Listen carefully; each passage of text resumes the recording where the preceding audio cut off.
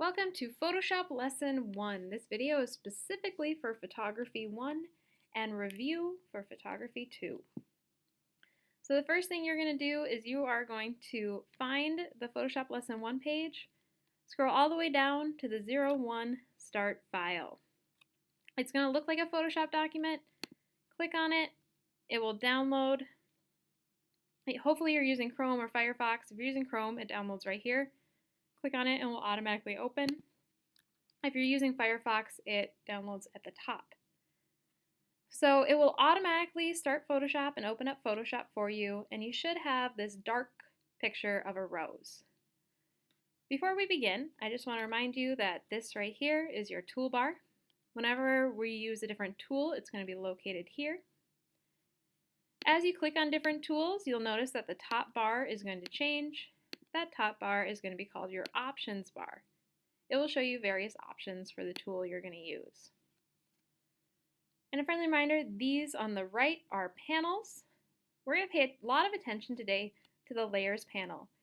If you have a problem in this lesson, majority of the time the problem is going to be fixed by being on the right layer. So always make sure you are on the right layer for this assignment. So we're going to start by fixing how dark this photo is. Now normally I would not recommend that you use brightness and contrast, but since you're familiar with it, we're going to start there. And Photoshop Lesson 2 will teach you better tools for this. So we're going to go to the middle panel, middle tab, and hit Adjustments. And you're going to click on this half moon, half sun kind of button here. When you hover over it, it says brightness and contrast. And the textbook is going to tell you about 90 and 18, but you can put it wherever you want, whatever you think looks good to you. So you can see that it changes. Remember, it should look good to you, but you're probably going to fall around this area. You'll notice that when you created that, there's a new brightness and contrast layer. If you hit the visibility toggle or the eyeball, you can turn it on and off, giving yourself a little bit of a before and after. So you'll also notice that it's above the rose layer. If yours is not above the rose layer and it's above the ribbons layer, you're going to want to drag and move it in between. Now is a good time to point out the ribbons layer. So let's highlight the ribbons layer and turn on visibility. Happy birthday! Yep, it's a birthday card. The next step that we're going to do is we are going to mimic this banner.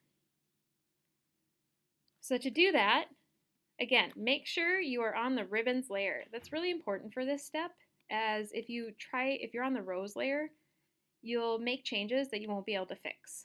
So always make sure you're on the ribbons layer for this one. And we're going to grab our first tool from the toolbar. It's going to be the rectangular marquee. If you click and hold, you'll see other options, but you want the rectangular marquee tool. It's going to create a rectangular selection.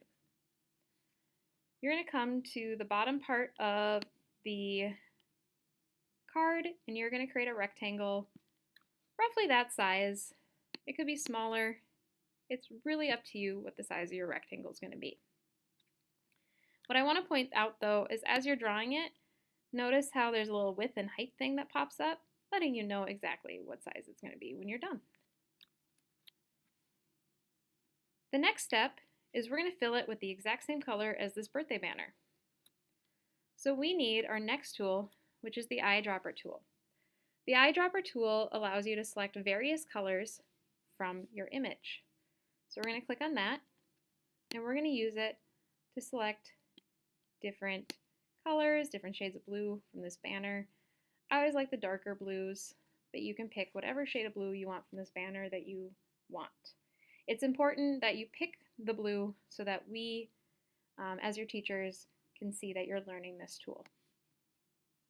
After you get the eyedropper tool, you're going to click on your brush tool. Your brush tool is going to allow us to paint in that selection. Before we paint in, we're going to go up here to your options.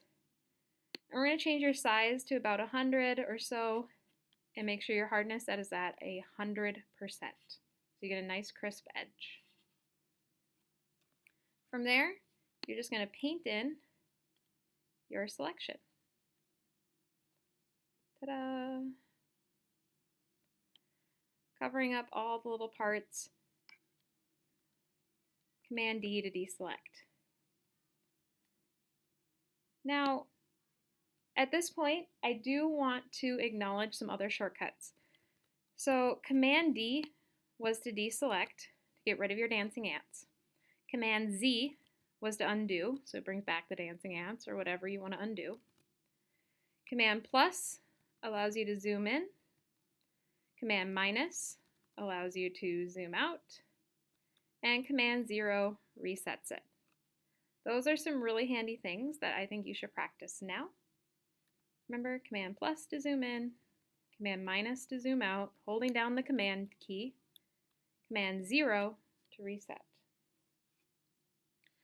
So we're going to zoom in, so Command plus, and you're going to zoom in to the edge of your banner. We're going to do a cutout, like you see right here, but we're going to do that down here.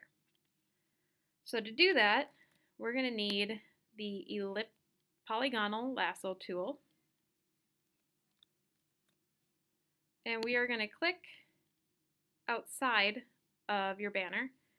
Just a little friendly reminder that every time I click, it creates a vertex, and you have to close it to get your selection. So you're not clicking and dragging at all. Just click once to get your vertex. I'm going to do Command Z to undo that. So now for real, I'm going to start out here, click on my corner like that, and then create a triangle, and then I'm going to close my shape to get those dancing ants. Then I'm going to hit delete. This is important that you are on that layer, because if you deleted correctly and you're on the layer correctly, it will not delete the rows behind it. If you were on the rows layer, it would do this, and at this point this would be a good time to reach out for help if you're seeing this happen. Alright, Command D to deselect, Command 0 to zoom out. Next step, we want to use the type tool. Now hopefully you're already familiar with the type tool, but all you do have to do is click once, and you'll have a lorem ipsum. Lorem ipsum is just filler text. It literally is gibberish. So you can highlight over that. If you're unable to see your text, it could be because your text color up here is the same as that blue that you selected. So all you have to do is click and highlight, select a different color.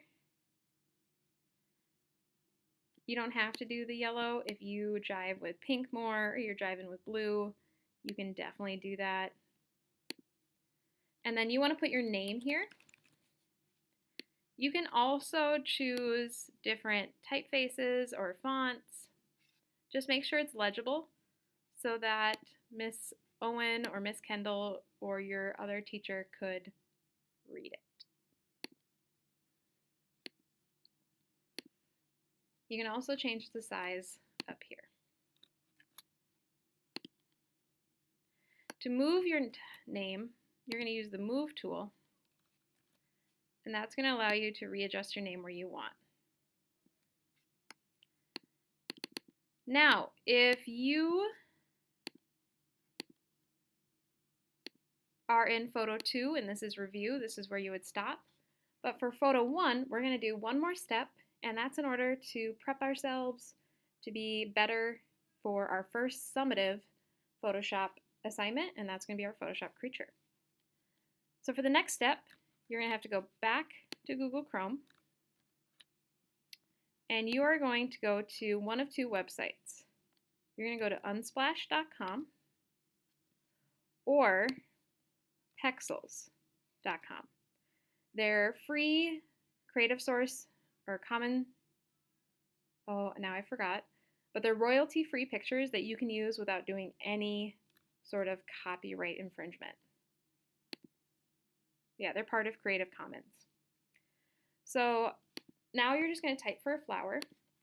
I'm going to look for hydrangea because I really love hydrangeas right now. And you're going to notice that these first two rows say Browse Premium. Skip that. That's an ad. And just go down to where they become a little bit more irregular.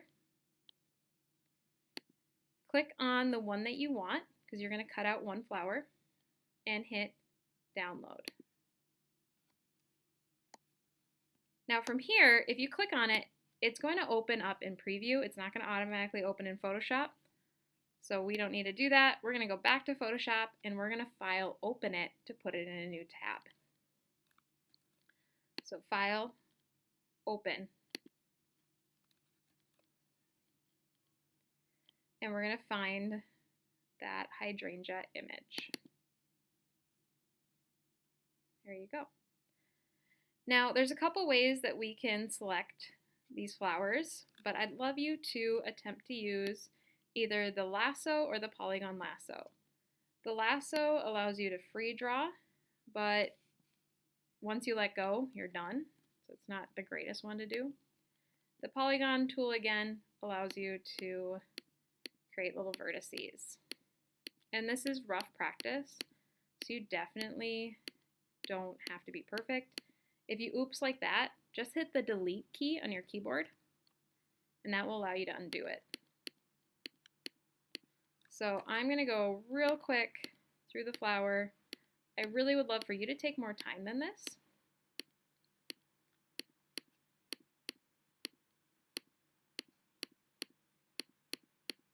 Boop-a-doop, boop, boop.